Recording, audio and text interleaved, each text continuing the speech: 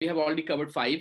We are trying to cover, I would say, the entire framework of building a startup. We started with the first topic where we had Mabel talking about entrepreneurship mindset. We had a session on lean canvas. We had a session on product and so on and so forth. We would have some very interesting session, but today session is very, very special. I'll tell you very quickly why it is special. But before I do that, I would like to invite Ms. Obranila Das from TiE Kolkata for a quick opening remarks. Obranila, over to you.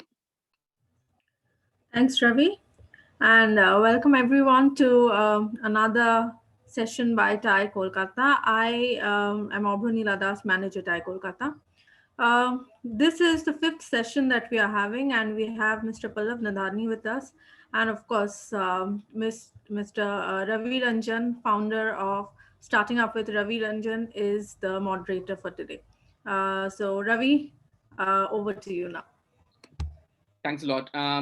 I said it's going to be an interesting session, and it is an interesting session. I'll start with a very interesting picture, and then I'll talk about the speaker for the day. This is the former president of United States of America, President Barack Obama, using fusion charts on the federal IT dashboard. You'll be surprised to know that Fusion Charts is a company conceptualized in Kolkata, built in Kolkata, and now used by various organizations such as Apple, Facebook, Microsoft, Google, Oracle, Adobe, IBM, Intel, as well as Caterpillar, Walmart, Vanguard, so on and so forth. But that's not the most important point about Fusion Charts. One of the most important aspect about Fusion Charts is Fusion Chart is one of the very few company built from India, which is completely bootstrapped. As Pallav says, when he was 17-year-old and he was ready with Fusion Charts idea, there was no VC ready at that point of time to look at an idea being pitched by a 17-year-old entrepreneur. And the entrepreneur is saying, I'm going to conquer the world. I'm talking about a time when entrepreneurship was not even considered cool the way it is today. So that is why it's very, very important, very interesting, and we are very excited to have with us Mr. Pallav Nadharni.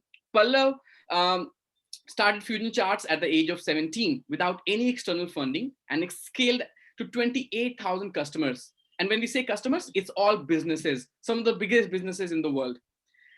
These businesses are based out of 118 countries across the world before exiting Fusion Charts to iData Corp USA. Currently, he's the CEO of charts.com and founder at Collabian. He's also an angel investor in more than 30 startups across India and the US.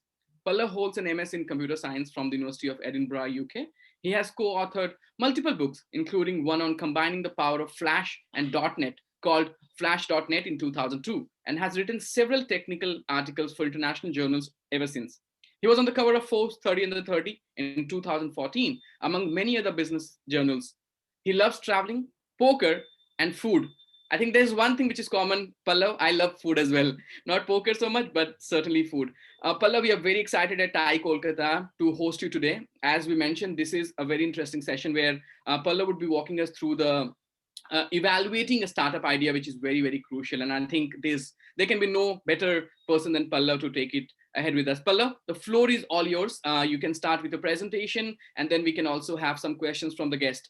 Just a quick reminder to all our guests, as we are using the Zoom webinar mode, you might not be able to broadcast your audio or video. However, we understand you might want to ask some questions. Please use the Q&A option on your Zoom dashboard to put down your questions. We will curate the question and we'll take it from Pallav once we start with the Q&A. Also, if you would like to ask a question live, do let us know by clicking the option called raise hand, and we'll be able to pass on the mic access to you.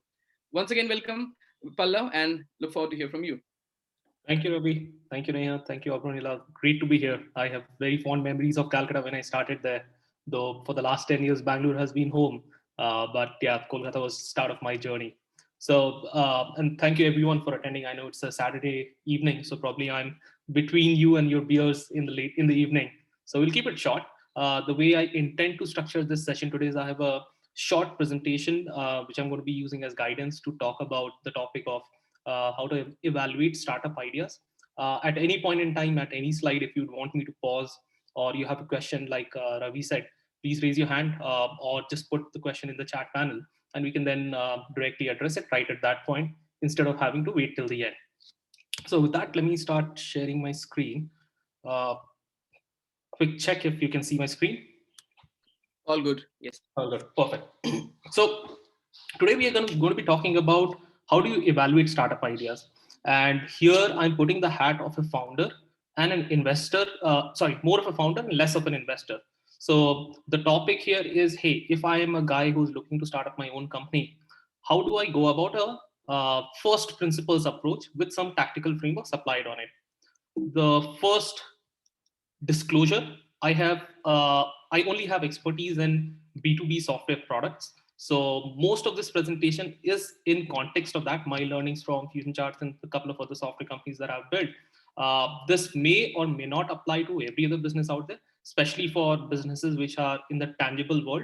But if it's a digital product, whether it's a B2B, B2C, B2B, this is 100% applicable. For B2C, some parts may be applicable, some may not be applicable. So take it with a pinch of salt if you're not into B2B software.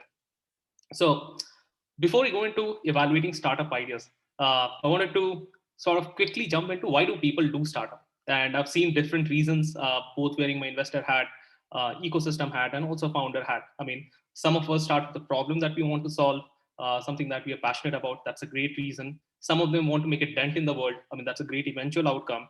Some of them just want to get out of their corporate job or any job and be in control of their life, basically be your own boss, which is a good enough reason as well. One of the key benefits of running a startup is you get to choose who you want to work with, the like-minded, the crazy, the ambitious, the aspirational people. And that in itself is a great journey to go on. And then obviously, I mean, the financial outcome is something which everybody wants, whether you make money through revenues and profits, whether you make money through acquisition. We all want a successful outcome, not just for ourselves, but for other founders in the country or in the world as well.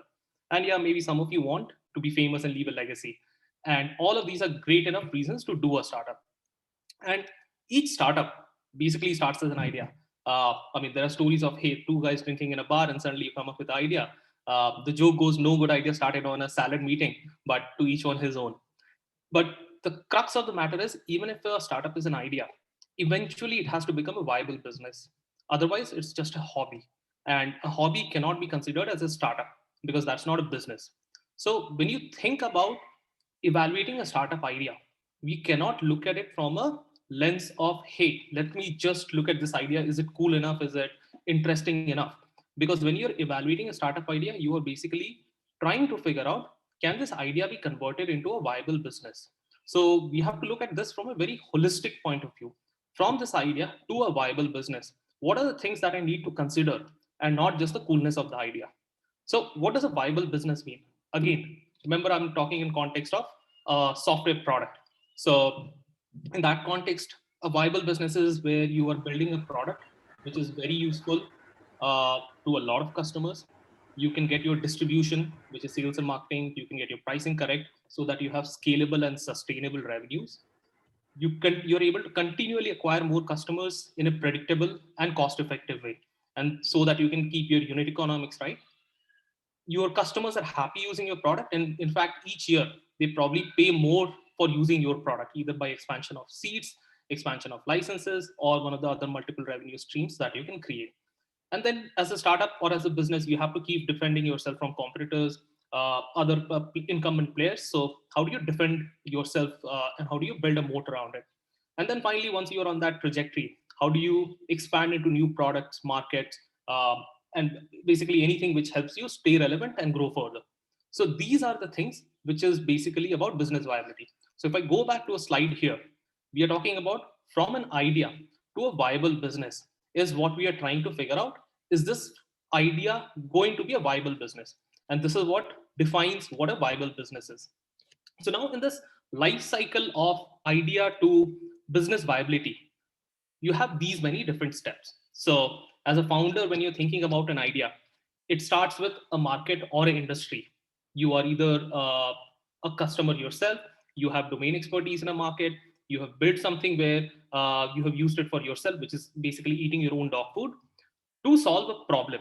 So in a market or an industry, there can be multiple problems to be solved, and you're figuring out which problem is the right problem that you want to pick up. And for each problem, you can have multiple solutions. So you're trying to figure out how to stack rank that and say which solution is the best for this problem. And then once you have the market, problem, and solution defined, you're basically productizing that as a solution, which is what we call a product. And then further, you have the distribution, which is again sales and marketing, revenue through better distribution, better pricing models, revenue stream. And finally, I mean, the dream is obviously for companies to go IPO or be acquired. So this is the life cycle of a startup. Now, when we are thinking about evaluating an idea, a startup idea, we cannot look at that in isolation saying, hey, this is a great idea.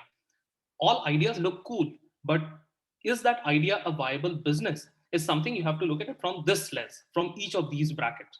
So what happens is you have to look at all the different fits that are required so that from an idea you can go to revenue generation or IPO acquisition. And this is divided into broadly into 4 categories. So one is the founder market fit, and we'll cover each one of these in detail. But at a very high level, are you the right person or the team to solve or to go into this market? Then the problem solution fit is, are you solving the right problem and are you having the right solution for it? The product market fit is, once that solution has been created, is there a large enough market where more and more customers are coming and loving your product? And the go to market fit is, are you able to then take that product and go and be the dominant player or the top 2 or top 3 players in that market? And the way we will look at evaluating startup idea is across all of these fits. So are you a relevant founder? Are you solving the right problem? Is the solution right? Is the product market fit achieved? And what do you need to do with that, including pricing? And then in the go to market fit, what do you need to do as a founder to know where do you fit in that spectrum? Okay. So let's start with the founder market fit. So if you look at any startup idea, it is essentially solving a problem for a market or an industry. And every time when you're even having an idea, you are choosing a market long before you know whether this idea will work or not. So the first step which founders say, so let's say if you are saying, hey, I'm going to solve for IoT industry, you have already decided that, hey, this is the market where I'm going to play some game. Within that, then you find a problem. Within that, then you find a solution. So the founder market fit basically means that you have a deep understanding of that market that you're entering, and you also understand the people and the pieces of that market who basically personify your product, your business, and your company. And the question to ask yourself when you're evaluating an idea in a market, 4 simple questions I ask myself: why are you the team to solve this? Like, what does your team bring to the table that you can solve for this market? Again, we have not yet gone to the problem. What unique insights do you have that sets you apart from your competitors? And where do you see this business in 1 year, 5 year, or 10 years? And what is the one reason you would stop building this company? The last question is more important because when you are starting with an idea, you are saying, hey, this idea could be a viable startup because nobody else has solved it. You are making some assumptions why nobody else has solved it and why you can solve it. If that assumption stops being true, what we call the leap of faith assumption, you need to stop building that company, because otherwise you'll be a zombie company and wasting time, or you need to pivot to a different idea. So these are 4 questions for you to understand should you go into that market or not. And the signs that you have product market fit, sorry, founder market fit, is either you have been working in that industry for a long time, you have a large network in that industry, you have held different roles in that industry and you understand the players, you have lived and breathed the same problem that you're trying to solve firsthand, and you understand the pain points. You can fluently speak about your industry and the problem you're solving, and you understand the competitive landscape. It could be a problem that you were trying to solve for yourself when you were a customer in that industry, or you have done relentless research in this market and you become obsessed with the problem that you're trying to solve. So before you go into a market, or before you decide on narrowing down on a market, these are some of the things that you need to ensure. Otherwise, you are just shooting arrows in the dark. Okay. So here at the end of this phase, when you're saying, hey, this market looks good, I'm going to try and identify a problem statement in this. So what you are saying, I want to know a high value problem. And the reason why you want a high value problem is only for high value problems, people are willing to pay so that their solution, so that their pain points are solved. Then you're trying to find a problem statement that you identify with and you have expertise in. And third is you're trying to get a sense of market dynamics and the competitive landscape. This is your first discovery when you're talking about evaluating a startup idea. For the market part of it, these are some of the things that you need to narrow down.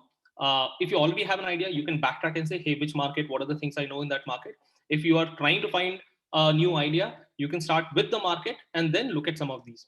So some of the tactical ways to get a sense of market size is you can look at research reports. There are a whole bunch of research reports available, Forrester reports, Gartner reports. You can look at how much funding has gone in this space. Let's say in hypothetically, if you're building IoT analytics, in IoT space, how much funding has been there. All of this data is available on Crunchbase, CB Insights, Traction. And then you can even look at subcategories like IoT analytics, how many companies have been funded. You can look at the quadrants. These are Gartner and G2 are sites where they have listing of all the products. They do this magic quadrant. G2 has its own quadrant to look at who are the key players, how are they progressing. Then one of the exercises you can do is see all potential companies in the same space, find them, list them in a table, spreadsheet, put the, if you know the revenue or find the revenue, put that number of employees from LinkedIn, how much funding from Crunchbase. If you can get growth data by reading their PR and all of that, get that. Is it a public company or a private company? How many customers are they talking about? And this is a useful piece of information for you to have to know that is this market actually a relevant and a viable market for you. You can also go to Google and search for your product keywords, like let's say IoT analytics, IoT efficiency, for the hypothetical example that we're saying, and see what is the search volume for that. And the reason for this is you're trying to estimate, is there actually a demand which you are fulfilling, or do you need to educate the customers to create a demand? Because if you're too early and people don't need that problem to be solved, uh, they probably would not prioritize it, and you will take a long time to even get paid, or they may not use it at all. And then obviously you can read all the PR of companies who are in this space and listen about what's happening in the market. And you can also do something called account based marketing, where you list all your potential customers. If you're building a B2B product, you ideally know that, hey, I'm going to be serving these kind of customers. And you make a list of 100, 200, 500 such customers to get a sense of how many such companies are there who can be a potential customers who are facing the same problem. So this is what you're trying to do from a market research perspective to evaluate an idea. And here I have 4 small graphs and I'll explain each one of them. Now, when you're talking about an idea in a market, you want to be in a market which is small right now, but growing quickly. So if you look at the first chart here, so y-axis is the market size, t is the time. So if you have a small market, which means this, the total market of total addressable or available market is not growing over time, you don't want to be here because there are existing companies in that. They are anyways going to be incumbents, and they are not growing. The market is not growing. So for you to come in and be here is going to be very, very difficult and not even rewarding. The second category is where it's a large market, but the growth is in the past. So think about, let's say, CRM market. There's a Salesforce, there's a Fresh Sales, there's a NetSuite. It's a large enough market, but the incumbents have a very big advantage. They have customers, they have distribution, they have revenue, they have profits, they have funding. So they can outbid you in every single thing you're doing. And even the table stakes feature, like things which you need to do even for a customer to look at your product, because every customer will say, hey, Salesforce mein ye hai, aap mein ye kyun nahi hai? Unless you find a very small niche within that. Let's say Salesforce for, I don't know, pick up any sub vertical. Salesforce for dog sellers. I don't know if that's even a category, but let's go with that. That's a niche because they may have a differentiated workflow. In which case you are saying, hey, I understand I was a dog seller before, and the workflow for that is very different, which a typical CRM cannot do. In which case you can go after that niche. But you again have to figure out how big is that market as well. The third one is small market too early. It is a small market right now, but it will take a lot of time to grow. So this is example of, this is clean tech in 2000, early 2000. Everybody wanted clean tech, but people did not want it in 2000. It's in 2017, 18, 19 when people started talking about climate change and a whole bunch of things. And a lot of VC funding went into the clean tech in 2000, and most of those did not work. So you do not want to be in a small market too early. So which is where, from a market perspective, when you're evaluating a startup idea, you want to be in a small market which is growing very, very quickly, so that you are growing with the market. There is no established player out there, which means the canvas is pretty wide open. There are no tables, there's not a high volume of table stakes features to be built. And also you can associate yourself with the category leader, or you can become the category leader. You can define what this category is going to do, what this category will eventually stand for, and you grow along with the category and you get your name tag synonymous with the category. Another thing to note here is a lot of startup ideas, or at least the ones which become big, are enabled by a technology or a behavior shift. So if there's a major change in technology, you get a lot of innovations which can be layered using that technology shift or a behavior shift. So I'll give you some examples here.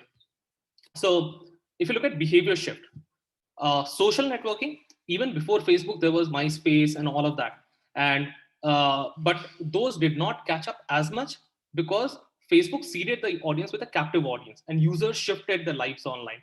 So there was a behavior shift where more people were shifting their lives online as opposed to offline, and Facebook capitalized on it. Similarly, if you look at Airbnb, let's say 15 years back, you'd not give your house to a stranger. But what happened is because there's a social proof of people, now everybody has an online profile, and there's a way for you to sort of engage with them, or if they do something wrong, take it online. That social graph, the online social presence created a behavioral shift that people started trusting strangers. That is how Airbnb was created. Similarly, you can look at some shifting to the right one. If you look at technology shift like 5G or GPS, on which so 5G, now we can see YouTube, 4G, 5G, YouTube on our phones. If you look at GPS, that's how all the mapping systems came. On top of mapping systems, Uber came. So all of those are layering of technology. So what technology shift are you identifying where your startup idea can either take benefit of a behavior shift or a technology shift or a combination of both of them, which is like things like smartphone, which was based on a behavior shift that people wanted to consume more content, lead their lives online. And the technology shift was that you got the touch screens and very efficient batteries and a very efficient manufacturing or factory process. So again, when you are looking at a startup, you're looking at the market, you're looking at where you are in that market. Is it a small market and growing?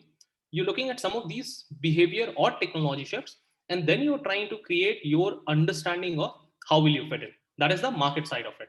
Okay, so I'll quickly pause just to see if any of you have any questions on these before I move to the problem solution fit.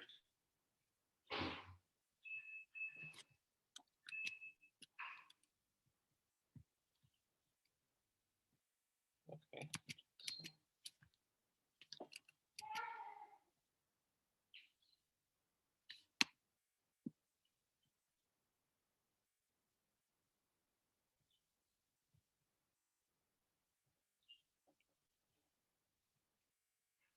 Are we quick help? Where would I see the questions? Yeah, hi. So there are no questions at the moment. Okay. So you can check in the chat box or Q&A section, but there are no questions at the moment.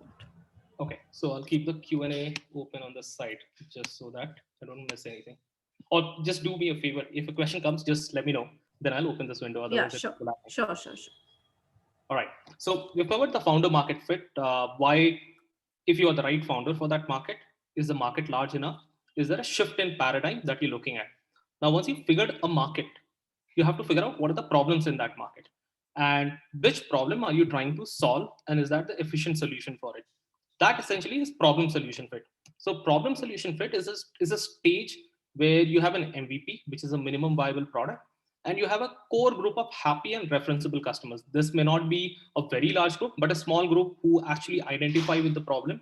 Your product is solving the problem for that, and you are essentially now trying to productize that further so that you can take it to the mass market. So you achieve this by identifying a consumer problem. Then you check with potential clients whether they really need a solution for it. So don't just go ahead and build it. You rather want to call up, let's say, 100 people or more, do customer interviews with them, check if it's the right problem even. And then once you have checked once you've associated that, hey, this problem is worth solving, is your solution even the right one? And then you're coming up with the best possible idea for a solution from that and building the MVP, the minimum viable product, which in some terms you can call even a feature and not a full blown product. But essentially you're saying what is the least path of friction for you to solve that problem for a customer and get it in the hands of the early adopters. So this problem solution fit is the step before the product market fit, where you go out and scale to more customers. So once, what does reaching the stage mean? So you already have your minimum viable product. You have your set of early adopters, mostly people who you know on a first name basis, and you've interacted with them, and you did customer interviews with them. You have managed to solve the problems of your early adopters, and you're also charging these people, and you're charging them enough so that they are not completely pissed, but they're also happy and saying that, hey, we are your flagpole customers, and as well as we are going to continue paying. Now here, when you're thinking about problem solution fit, These are some of the questions that you need to ask from a perspective of validating your startup idea. What are the acute customer problems that your product solve? Is this problem a customer that is it a problem that a customer is already facing? Like, does the customer do this activity or the workflow outside of any product? Because in B2B scenario, most of the times people are not finding new problems to solve. They're finding better solutions to existing problem. Like right now we are doing this webinar on Zoom. In a non-corona world, probably we would have been doing it in a in a physical environment. So the problem statement is still, how do we deliver this information to all of you? The solution has changed because of the externalities of the world, which is corona right now. So the customer activity has to be an existing one. You cannot go and say, hey, you should do a new activity. He should be doing that activity in an inefficient way. Then does your product create a tangible end result for the customer? And is it valuable to the customer? If you are solving a problem which is very trivial for me, I would not care and I would not pay for it. And then obviously you need to ask, why would they pick your product over the alternatives? Like the customer may have multiple competitive products or other ways to solve that problem, which he's already doing right now. So why would they pick your product? And then if you're asking the customer to change a habit, why would they change a habit? Remember, changing a habit of an existing customer is extremely hard. So there has to be enough of pull for the customer when he's using your product, so that he's getting a better outcome out of it. Only then he will change a habit. And then you're also asking, if I solve for, let's say, 5 customers right now, will I get 500 customers or 5,000 customers? Because you're looking to build a sustainable business. Early adopters is not, okay, let me rechange that. Early adopters help you identify and nail down the problem with the solution. But there has to exist a universe of customers outside your early adopters for your business, for your startup to actually grow in a sustainable way. Okay. So here at the end of this stage, what you're trying to do is you again are trying to reiterate the high value problem statement, which has enough potential customers and customers who are willing to pay so that it becomes a viable business. You're trying to find the right solution to the problem so that you can productize it, and which also has some defensible mode. Either it's the technology stack you're building, either it's domain expertise, either it's operational leverage, network effect, could be anything, but the right solution and some more to that solution. And then you can also look at, hey, if there are other solutions already in the market, which are your competitors, what are the problems with them? And why is the customer not using it? Or potential existing customers of those solutions, why do they not like them? Because that will give you a sense of, has the problem been fully solved? And then you also have to evaluate your capability to build that. Now, if somebody doesn't like Google Map and wants to build a better Google Map, let's say you need billions of dollars to even get that right. Now that may not be your current capability, because nobody's going to fund you $1 billion to build another mapping company. So there you also have to do a reality check on the capability, whether you have the team, whether you have the money, do you have access to that technology, can you reach out to these customers or potential customers who become your early adopters. All of these have to be, you have to be brutally honest with yourself. You cannot say, hey, if I have this idea, I'll go raise money and then I'll be able to do this. You will only be able to raise money if you are able to show that, hey, you have done a part of this. So don't rely on a hope strategy out there. And then you need to get early adopters for your product who become your referenceable customers and who also basically co-create the product with you, because at this point in time you are identifying the problem statement, you are identifying the right solution, and you're productizing it. So there's going to be a lot of iterations, and the initial versions will be buggy, and the customers have to be forgiving. Because they are your early adopters, you are in good touch with them, you're telling them that, hey, we're going to fix it, you do it in a very fast cycle, all of that things. Okay. Now, the tactical way to get validation and early adopters, I mean, I've listed just a few of them. You can curate an email list. Remember from market slide where we said, can you go and identify 1,000 companies or 500 companies who are your potential customers? Very similar to that. From those companies itself, can you create a curated email list of people in those companies who will actually be using your product or who identify with the problem you're solving, and you want to be in constant communication with them. This could be email blast, which is update of what you're doing. This could be email blast on talking about the problem statement and potential solutions. This could be an email blast for getting feedback from them saying, hey, I am planning to solve it this way, what is your feedback here? What happening here is you're creating these conversations for you to learn about the problem and the solution. And at the same time, you're also building an audience so that once your product is ready, you have you have a set of leads who might be able to buy your product. Another way people do it is landing pages with problem statement and proposed solution to get leads. So at this point, you might not, if you say, hey, I don't have the money to build it or the team to build it, and I need to verify it. So you just create a landing page, and there are enough and more landing page creators out the world. You go and say, hey, the world has this problem. We believe this problem can be solved this way. Here's our approach to solving this problem. And here's how some of the screens will look like, which is either mock-ups or you can create a video, which is very cost effective. This is what we are building. If you're interested, sign up here, we'll get in touch with you. That creates a lead system for you to get feedback on whether this problem is worth solving.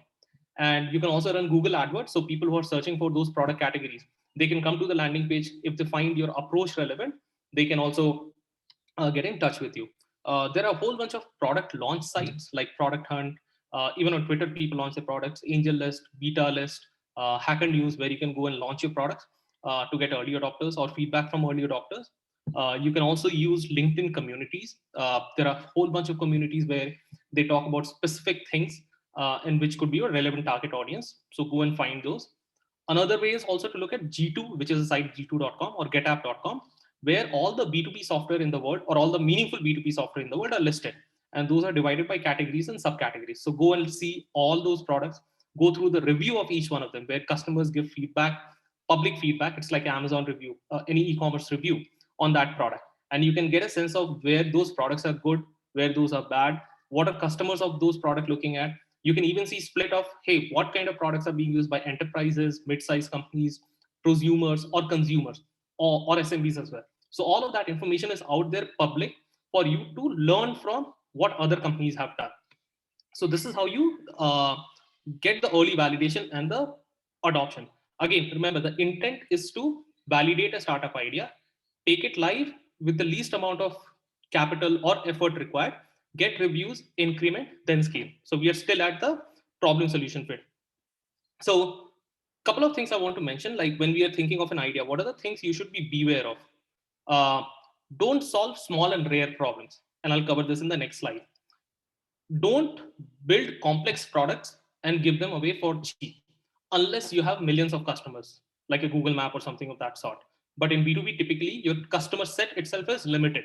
You will have probably thousands or tens of thousands of customers. And if it's a complex problem to solve, people are not looking for a cheap solution. They're looking for a reliable solution and they're willing to pay a lot of money. In fact, the higher you ask, the better it is. Beware of solving problems people don't know or don't care about, which is don't create new problems. Solve existing problems in a better way.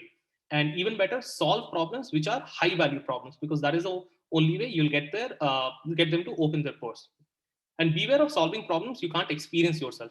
Don't go and say, hey, I'm going to build it because this entrepreneur out there built it, but I have zero experience in this. Either go and relentlessly learn, which is again what I was talking about in the founder market fit.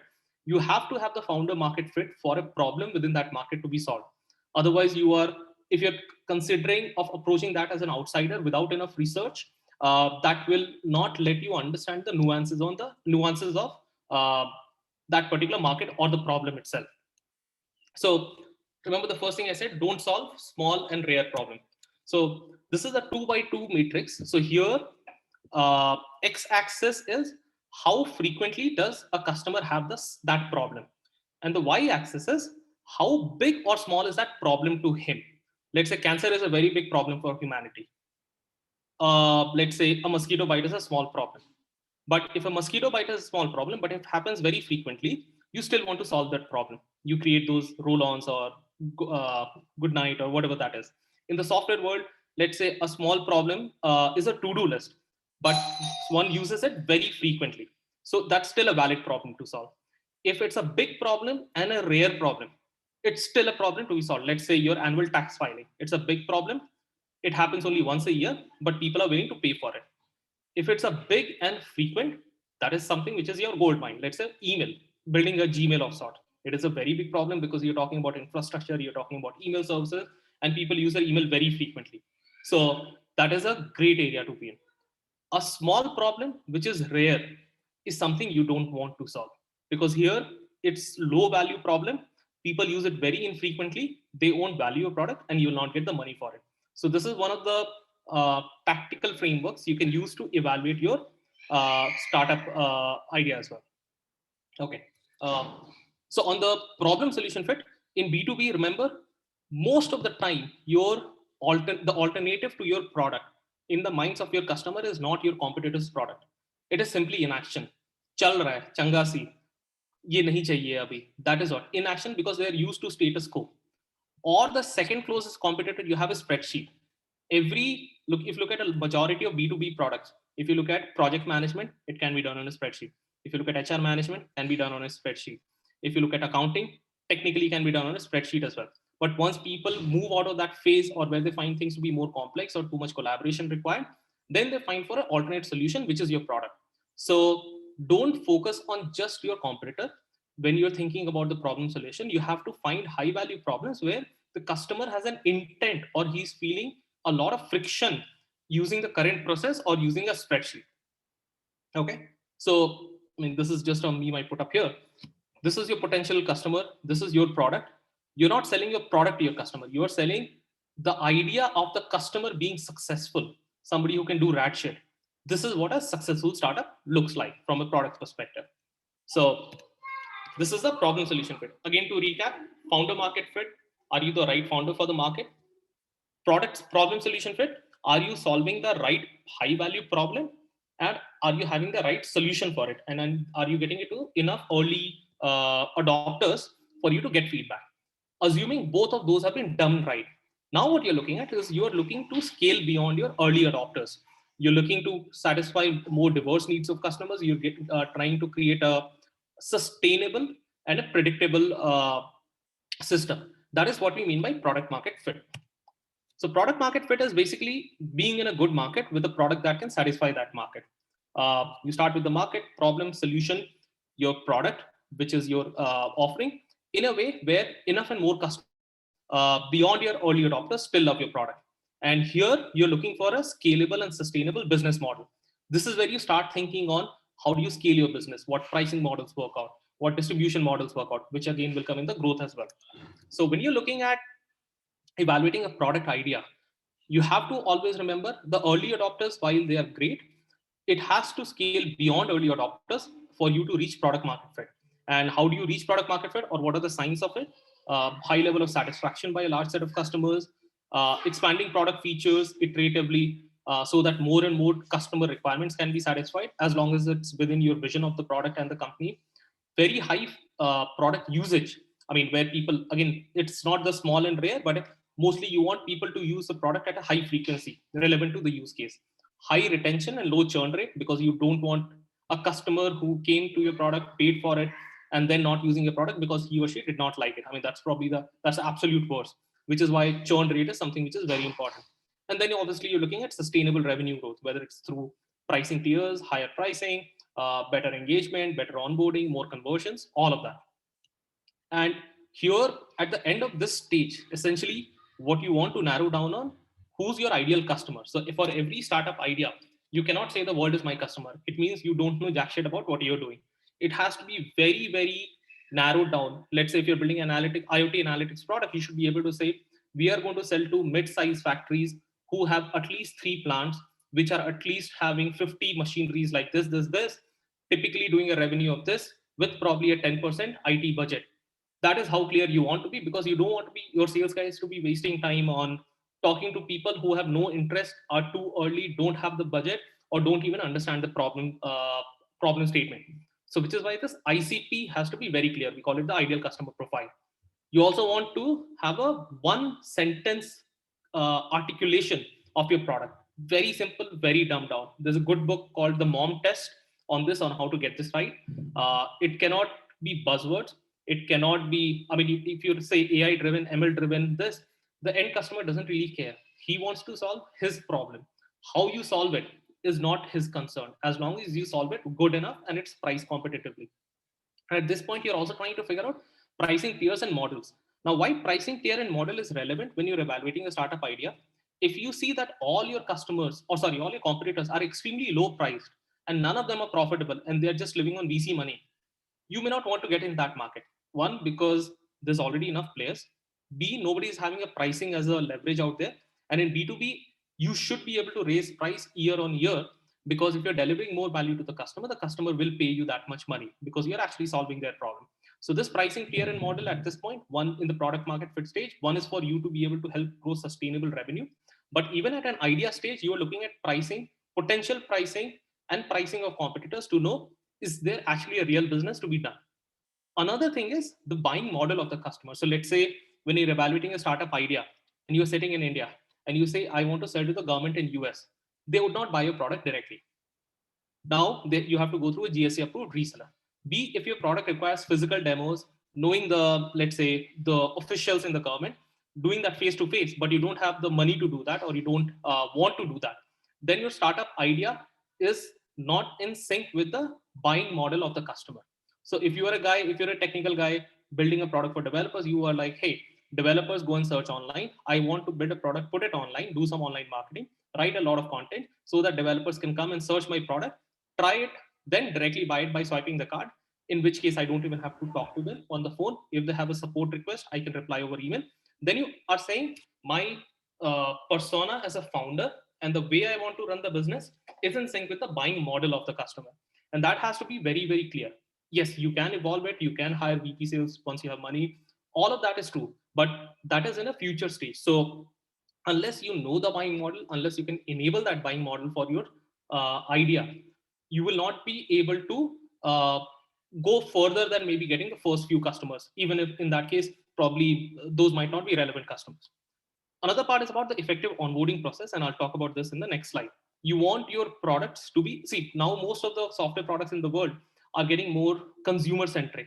Even a B2B product has a great interface, great design, very easy to use, low onboarding. So you want, if your product to be more adopted, you want an effective onboarding process. Like look at Slacks of the world, look at Airtable, whole bunch of these products which are now getting into the enterprises. They have a great onboarding process. And then you also need to know, how will your product expand? Do you take the same product to different markets, different industries? Do you take a new use case or a new problem statement in the same market, but solve for the same customer? These are some of the things when you're even putting your startup idea, you should be able to get a sense of, hey, what's my next product going to be? Or how is my expansion going to come from the original idea? So that you know that if I pick this market, this problem, this solution, and build this product, once it reaches some level of saturation, before that, I already have 2 or 3 more bets that I can play on, which is basically expanding your market. So coming to the point of onboarding, this is another 2x2 model. So the why here is how much money you are able to get per customer, which is what we call account value is the revenue. The x-axis is how much effort do you need to onboard a customer. This could be your sales effort, this could be your implementation effort, this could be your training the customer to use the product, all those things. So essentially, if you have high revenue per account, both of them are fine. You can either do with a low touch onboarding, low or no touch onboarding, or you can have a high touch onboarding and even charge for that because you have already charged for that because you're getting a high value per account. Let's say something like a enterprise ERP system that is high touch onboarding, but that's extremely high value per account. Something like, let's say Slack. Okay, Slack is not high value. Let's say something like I'm thinking high value per account would be, let's say, HR system, enterprise HR system, but most of the times it's low or no touch onboarding, in which case also it's good. You can have a low value per account and low or no touch onboarding, something like a Slack, Trello, in which case, again, because this cost of onboarding is near zero and you're getting a low value per account, it's fine. But imagine if you're selling an ERP for $10 a month per user and you have such a low value per account, you can't afford the high touch onboarding. So which is where this slide is again similar to the previous one, where we're talking about the frequency of use and the size of the problem. Very similar to that, when you look at your startup idea, do that matrix and do this matrix to see where you stand in that. And the ones which are cross, you definitely don't want to be there. Okay. This is in terms of, so when I was talking about this particular point, what is your product expansion philosophy? This becomes your feature expansion philosophy. What people, let's say these are the users of your product, these are the times they use a particular feature. Each of these boxes a particular feature. This is taken from another software company. So what you're trying to do is you're trying to build things in the upper right axis, things which most or all of the people use most or all of the time. because those are the high value problems to be solved. Those are the things which they repeatedly use for your product for.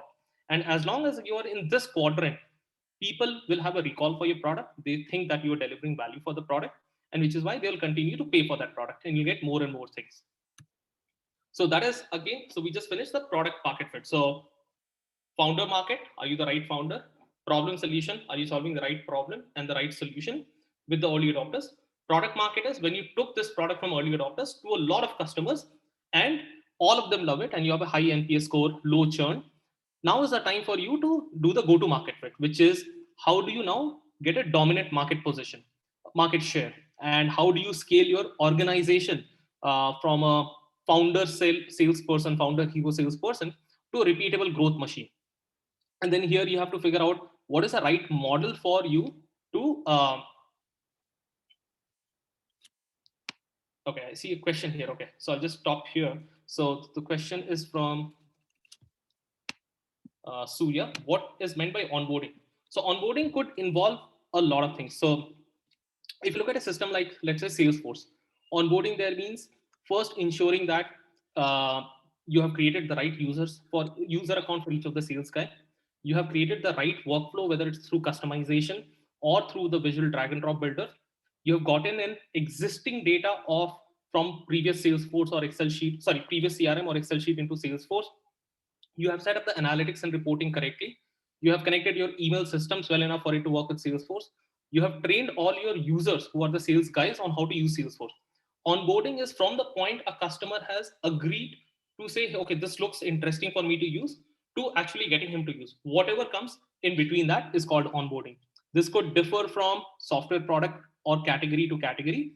And essentially you have to design very efficient onboarding. So if it's a low touch model, you want the onboarding to happen completely automated. Like if you download Slack, nobody calls you and say, hey, this is how Slack is to be used. At max, you may look at some videos or go through their help.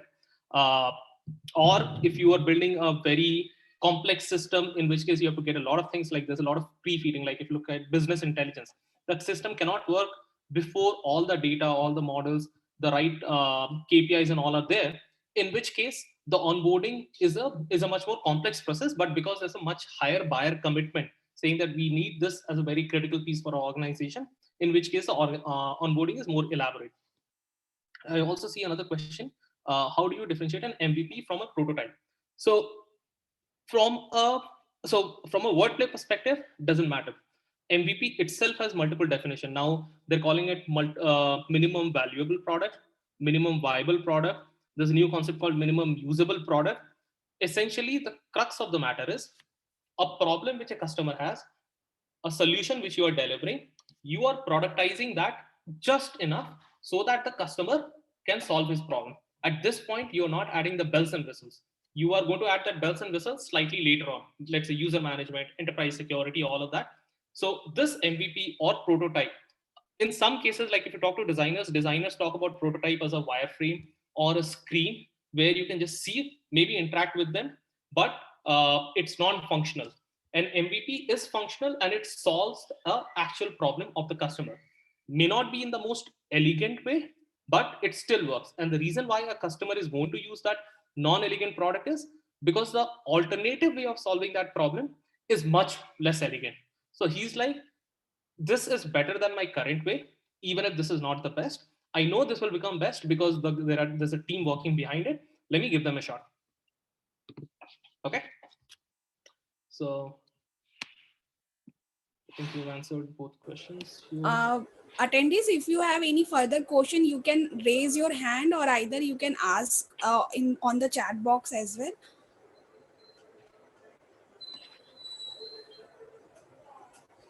Please raise your hand if you have any questions to ask.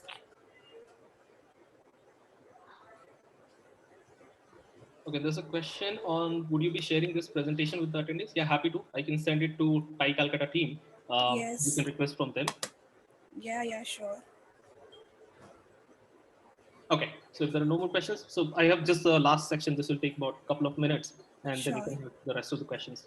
So the go-to-market fit, as I talked about, it's basically post-product market fit, where you are going for a dominant market share.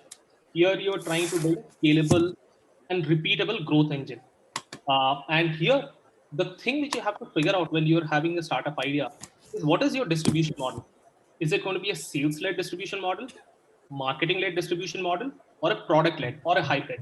So let's say if you're talking about a sales-led, ERP systems are sales-led. There are sales guys who have sales cycle of 6 to 8 months, 12 months maybe, because these are $1 billion deals and more. They go and convince why your ERP is better than their ERP, or there's a new model, or whatever that is. Marketing led is, let's say if you look at all the consumer tools out there, right, so all the consumer tools which are out there right now, which is extremely marketing driven, which is, let's say if you look at Microsoft Teams, they're obviously distribution led as well. If you look at, let's say, Airtable, if you look at Figma, those are marketing led as well as product led. A pure product led is something like Zoom. By default, Zoom is the best product for video conferencing. So they have done everything in the product itself to be able to for it to grow very fast. Even Slack is product led, where you have to build in a quotient of virality. There's a sense of when one user of Zoom invites another user, by default virality is built similarly for Slack. So from your startup idea, when you are actually conceptualizing it, you have to get a sense of how will you actually get it in the hands of customers. Is it sales led, in which case you're talking about a high value account that you need, because the moment you involve sales, your cost per customer goes massively up, cost of customer acquisition. Is it marketing led, in which case you have to figure out for this kind of startup idea, what is your cost per lead, how much money can you spend, which is what you have in your pocket right now that you can raise, because that becomes a constraint. Is it a product led, in which case when you add one user to the product, or one user uses your product, is that user going to bring another user to the product? Or it could be a combination of these things as well. So a lot of times when we look at a startup idea, we do not think about this first, but this is very important, because this is what will help you build the right model for pricing, onboarding, whether it's a low touch or high touch. How often do you want people to use the product? How much pricing you can have? What are the different tiers? Do you want to go at the lower end of the market or higher end of the market? All of those have to be in sync with the idea and the customer. And then in the last part of the go-to-market fit is identifying newer revenue streams. This could be professional services around the product. This could be partnerships, platform approach, more products built on top, all of those. So when you're looking at these newer revenue streams, similar to what we talked earlier, your initial startup idea, what is the scope of expansion of that? Newer markets, newer problems, adjacent problems, all of those are potential newer streams once you have a captive customer. And here, what you're trying to narrow down in this is from a startup evaluation perspective. Let's say if you're a tech person, but you're going for a sales driven product, then you need to initially only think, hey, I'm a tech guy. I probably don't know how to do great sales. Maybe the first few sales I can do myself, but I need to get a sales leader. So you are bucketing some budget for that. You know at the start itself, I will need a sales guy. So basically, you're building complementary skill sets even at the thought of a startup idea, saying, because I know it's a sales led growth, this is what I need to do, this is the engine that I need to build. Then even figure out the distribution channels. So there are certain products which can be sold online, like the consumer or the prosumer tools.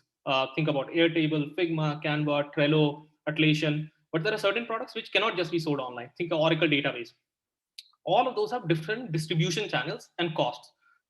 Depending on how much money you have in your pocket today when you're starting up, or you are looking at your startup idea, you need to figure out what are the efficient distribution channels and the associated cost with each one of them. Because if you have limited money and you have to spend a lot on marketing, you would not probably be able to follow up on creating a continuous funnel out there. So be cognizant of that. And then the basically, this is again relevant to B2B SaaS, the CAC, customer acquisition cost, and the lifetime value. Your customer acquisition cost has to be less than the lifetime value of the customer. Otherwise, you will run out of money. The way to look at this from a startup ideas, again, look at similar products, get a sense of what their LTV would be or a CAC would be. The way to do this is read through the founder interviews. There are sites like latka.com. Nathan Latka does a bunch of these interviews. Otherwise, founders give interview to other people. See if you can go to CB Insights and get this information. Like all of this information would be available in public or in some cases private domain. What you are trying to understand is, do you have a leverage against a competitor because you have a lower customer acquisition cost, or because of the depth of the problem that you're solving, will you be able to get a higher lifetime value of the customer? And here, one of the things, so there are 5 ways to build a 100 million business. This is a infographic from I think Christopher Jans. Basically, he says you can either have your product as an elephant, where you charge $100,000 per customer per year, in which case you only need 1,000 customers. This into 1,000 customer to build $100 million business. Or you can be deer. So let's say this something like elephant example is a Workday, big ERP systems or BI systems. They even charge more. This is a deer where you charge $10,000 customer and you need 10,000 customers to be able to build $100 million business. Something like Atlassian, maybe Zendesk, their average customer value, ARPS average revenue per account per year. So in which case also you build 100 million business. You can also be a rabbit. You charge $1,000, but in which case you need 100,000 customers.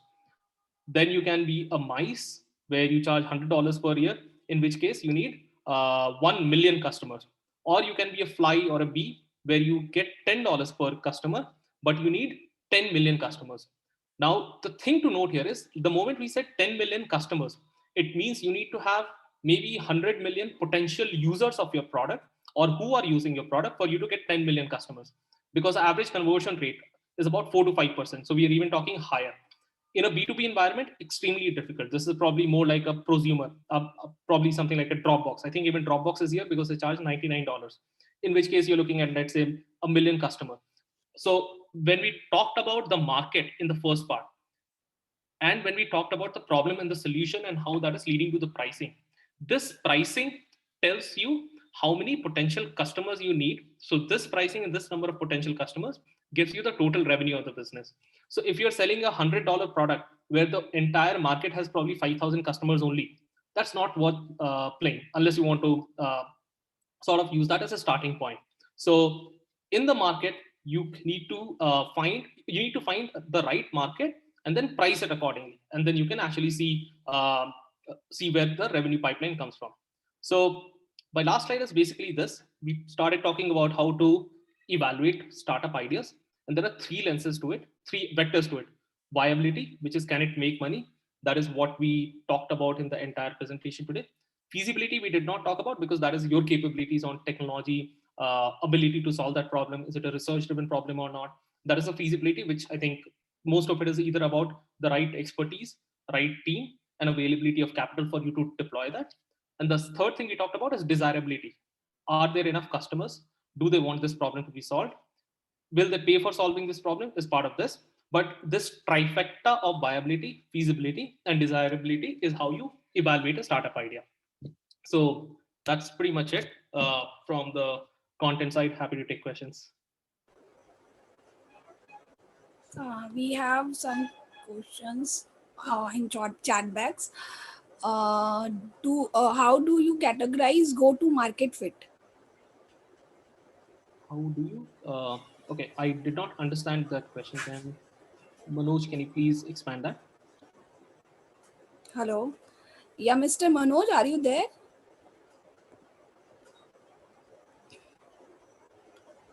Just a second. Manish, could you expand this question? I did not understand what you mean by this. Maybe Yeah, given the mic probably. Yeah, I have given the access. Manoj, can you speak, please?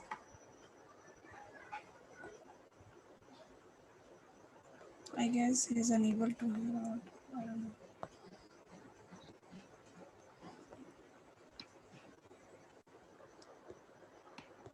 We have another question. We can take another one. Okay.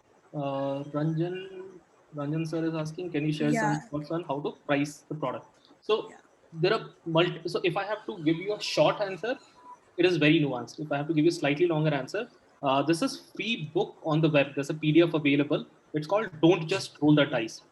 It's a 27-page PDF. I highly recommend any SaaS or software entrepreneur to actually go through that. It talks about the different psychological aspect, the anchoring bias, how to create pricing tiers. It talks about where do you want to be priced against a competitor. So I'll give you an example.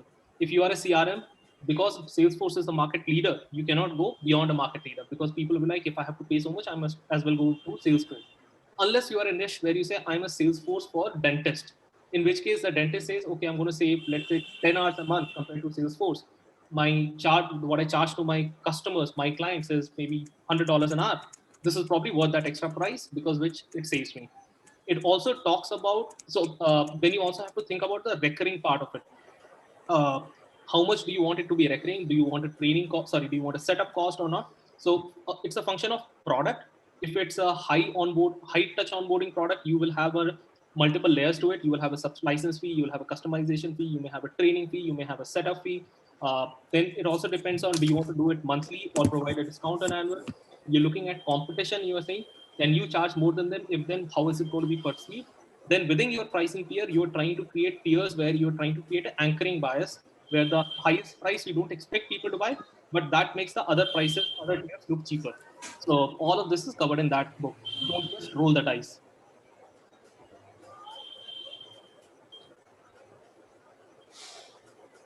Anybody has any further question?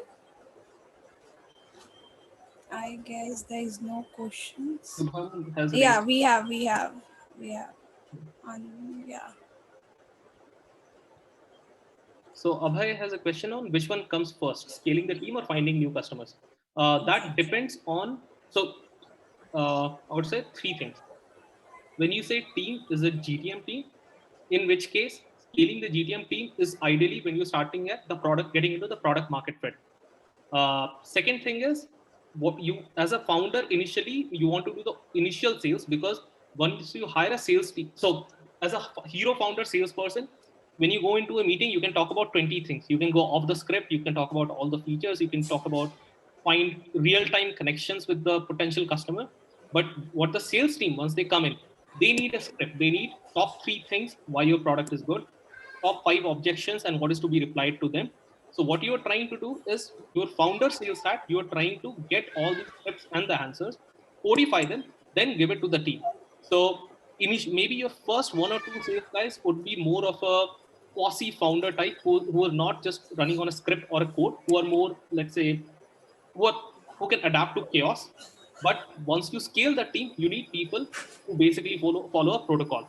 So first few customers founder, next few set of customers you hiring one guy who's open to chaos. Once you have hit a predictable model of leads, what is to be said, then you want a team which just follows that script. So that is the process for an ideal sales team. But even there are sub nuances on what SDRs versus AEs versus CSMs. I think that's a very different topic altogether. The 27-page PDF is called "Don't Just Roll the Dice." I'll see if I can get the link, but I'm just writing the name here. Yeah, we have Subham Gatani. He has some question. Yeah, Subham, you can speak now. Hi, Hi. Shubham. Yeah, Yeah, hi. please ask your question. Palak, so I was asking that the evaluation of the idea which you just mentioned, whether the founder makes and the product makes. So should that be part of the pitch deck that when we go and present to any investor, or that should only be that is from the investor side that only we are evaluating? So I did not understand when you say valuation. Like valuation was not a. Evaluation. The evaluation which you just spoke about, whether the founder mix is the correct founder mix for the idea, whether the product and the market mix is the right for the whether it's the mix, the analysis that you just showed for the idea, Right. so the startup which I'm coming up with, while I was looking at the entire presentation, I was trying to correlate the idea to the idea which I'm working on. And I found myself to be on the right side of the analysis, that I think it is the right thing. So should I use these parameters in the pitch deck that I use for investors, or it is just part of my it should be part of the maybe the explanation that an investor should have? So investors, you can use this in the bio slide. Why are you the right founder? So typically in your bio slide, you'll have the team behind it and why this team is relevant for solving this problem. So that is a market founder fit part. The other parts on the problem solution and the product market fit, that is essentially the crux of that also goes in the investor, because when you go into investor, you're saying, hey, here's a pain point which is the world is facing. So many people are there. They currently don't have a product to use, or they have a shitty product to use. Here's how we are better. This is the proof of it. We have this 5 early customers. This is their customer voice. This is our NPS score. This is the overall size of the market. We believe there are 50,000 more customers. We believe at this pricing level, through a sales product or marketing led campaign, we are going to be addressing these customers. this is why we need this money to go from this early 5 customers to the next 500 customers at this price point. That's your investor pitch basically. Okay, all right. That helps. Thanks. Thanks, Subham. We have another question from Mr. Ranjan Goenka. Yeah, Mr. Ranjan Goenka, you are unmute. Now you can speak. Ranjan sir, Mr. mute here. Please unmute yourself, Yeah. Mr. Goenka. Yeah. Yeah. Hi, Pallav. Hi Ranjan sir, how are you? I'm good. Very interesting, like whatever I just went through your entire presentation. Pallav, just one question. Like, suppose you have a product and this product can work in multiple markets.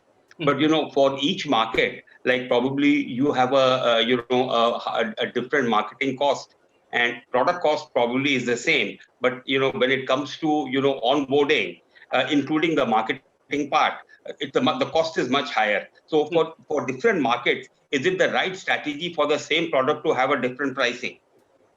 That depends on can the customer in the other market access your lower price product. So if everything is online, so there are two ways to look at it. Like you look at, let's say, even Apple has a differentiated pricing in each of the countries. Some part of that is taxation, but generally also like UK is more expensive, US is cheapest, and people have accepted that. In software, somehow people are still more ethical about it. So there are two kinds. One is either you're an Oracle and you say my price is fixed, but the discount which I'm giving is very, very varied. So they can go up to 90% discount, in which case it's the same price for every customer, but you might get a higher discount.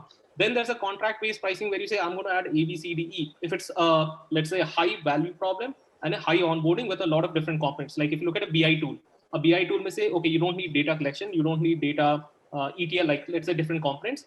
Based on the selection of the components, I'm going to price you this. In which case the price is not public. The only price which is public is, hey, starts from X dollars. So if it's a product where you want a low touch onboarding, you don't want a manual quote process where customers can go and buy it online, even in one geography, and that is visible to the customers in other geography, it becomes slightly difficult. So either then you modularize saying, hey, the reason why it's more expensive in your country is because of this additional module that you have to buy. So in which case it's a product plus pricing philosophy, or you take the prices offline across the world and you say for each customer, I'm going to send you pricing based on your requirements and the components you choose. Then you have that scalability of the pricing for geographies, for individual customers and the size of the customers. Otherwise, if everything is online and there are no modules and componentization, the only other option that you have is the discounting model. You have a higher price on the website, but you give discount to people in a particular geography through marketing campaign.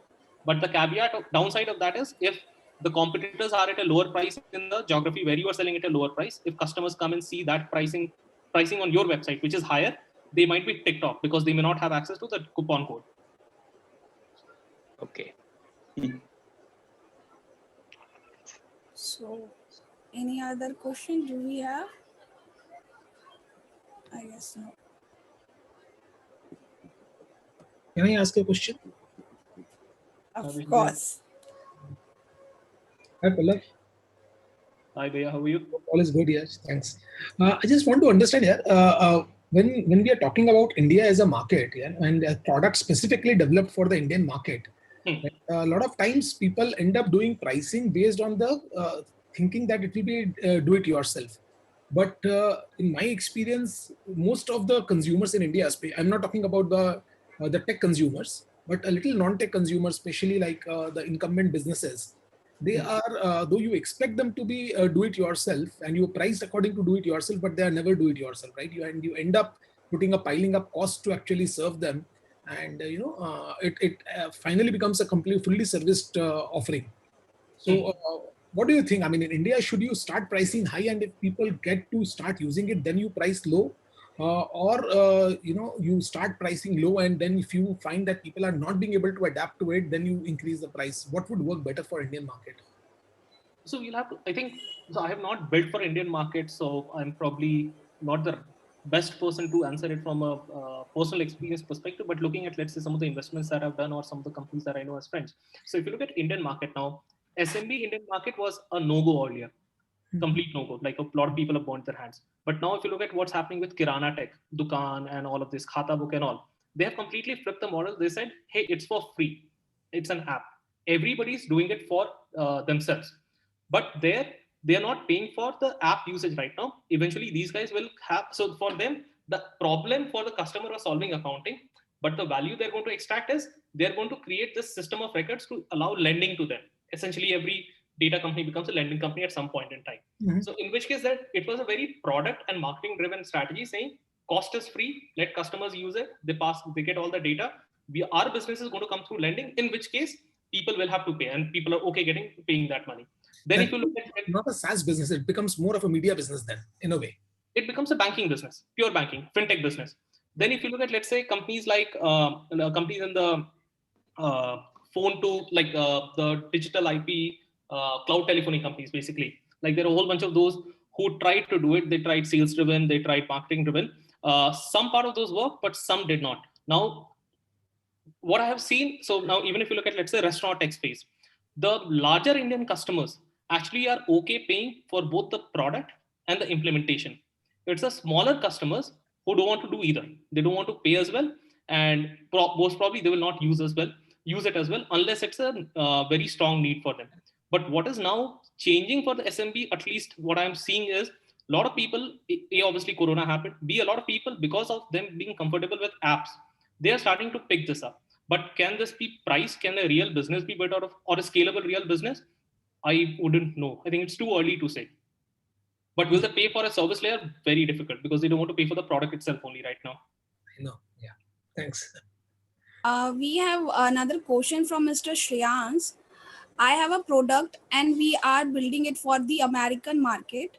So what would be your suggestion to grow this venture? That's a very broad question. I think essentially you'll have to run through the presentation again. Doesn't matter whether you're building for American market or Indian market, it's the same. Founder market fit, are you solving the right problem? Is the solution right? Can you scale that to beyond existing customers? Then have you got your GTM engine right, whether it's marketing driven, sales driven, or product driven? All of that with the right teams in terms of sales engine, sales teams, product teams, engineering teams. It could be the same person doing all of that in the starting days. That's completely fine. But that is how you have to look at it. Okay, we have another question from Mr. Pramod Unial. What would be your top 3 recommendation for approaching US market?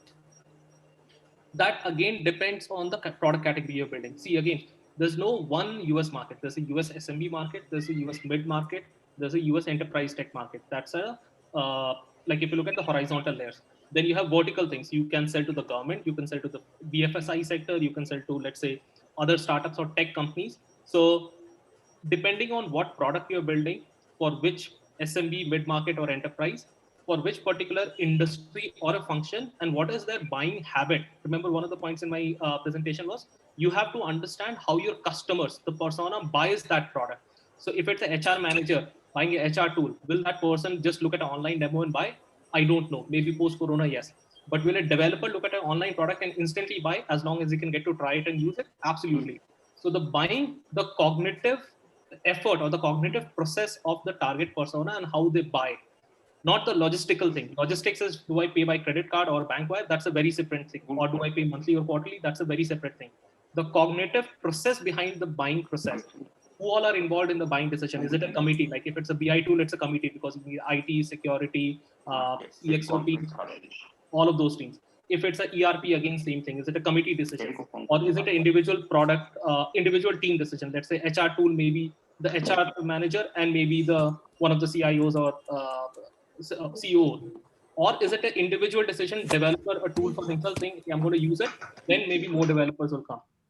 So all of this plus the pricing plus the cognitive buying process is what you need to understand to be able to then think about, do I want to run Google AdWords? Because if it's a marketing, you can run Google AdWords, LinkedIn ads, basically performance, social, all of that.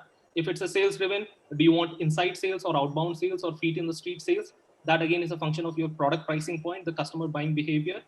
Then if you want to grow through product led, does your product have any viral element in it? Like if the product is a accounting tool, you won't have a viral element because there's only one accountant in the company. But let's say if it's a collaborative design tool, a designer invites a product manager may invite an engineer. So suddenly, even if one person brings that tool in the company, more and more people then get accustomed to that tool within that company.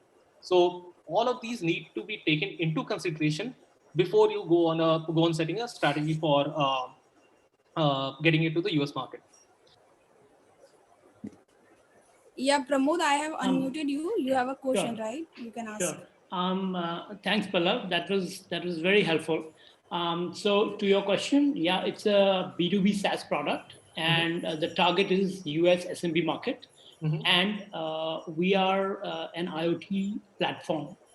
It's an IT product company, and let's say the specific product for which we have a couple of products, but the specific product for which we want to target US market is let's say contactless attendance management and contactless VMS.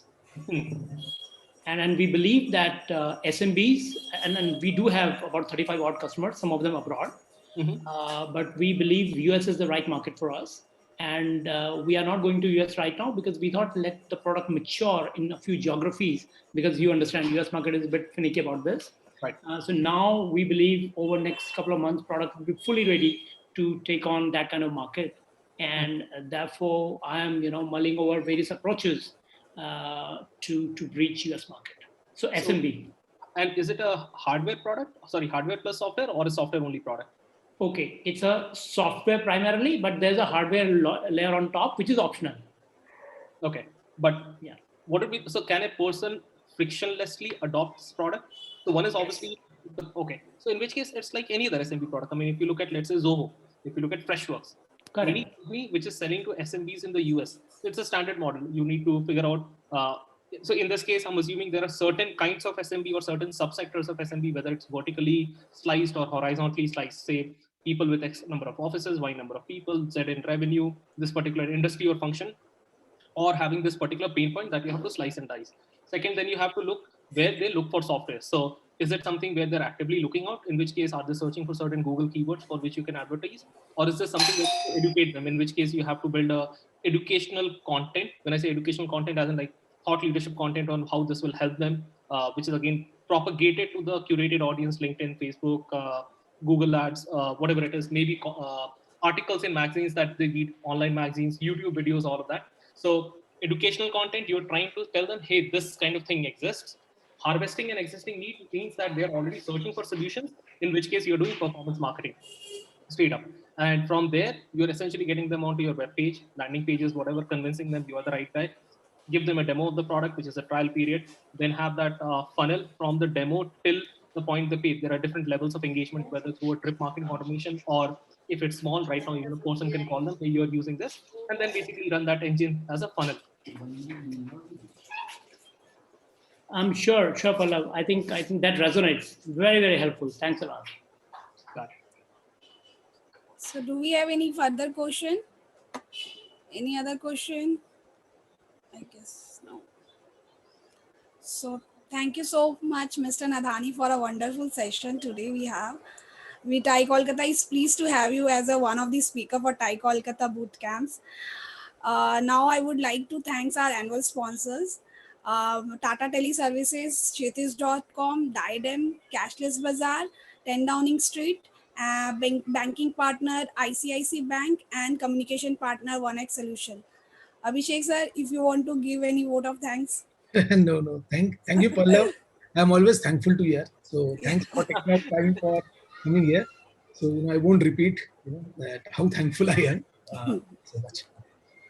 Thank you Thank for having you so me. much. I'm glad it was useful. Stay safe, everyone. Definitely useful, and I would love to have the slides to mull through it, think about it. I think it's very, very useful. Thank you. So what I do is send to Neha, and then she. Yeah, Mr. Nadhani, I will request you to kindly share your presentation to me so that I can share it with the attendees. Sure. I'll do it right after this call. Thank you so much. So I'd also like to add one more thing. All the attendees, I would request you to kindly sign up for our upcoming event, which is on 12th of November.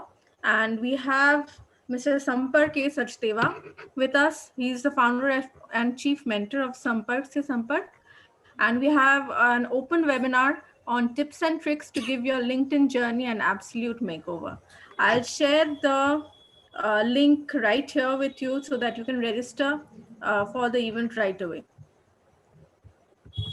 Okay. Thanks, Pallav. Bye-bye. Thank you. Thank you. Thank you so much.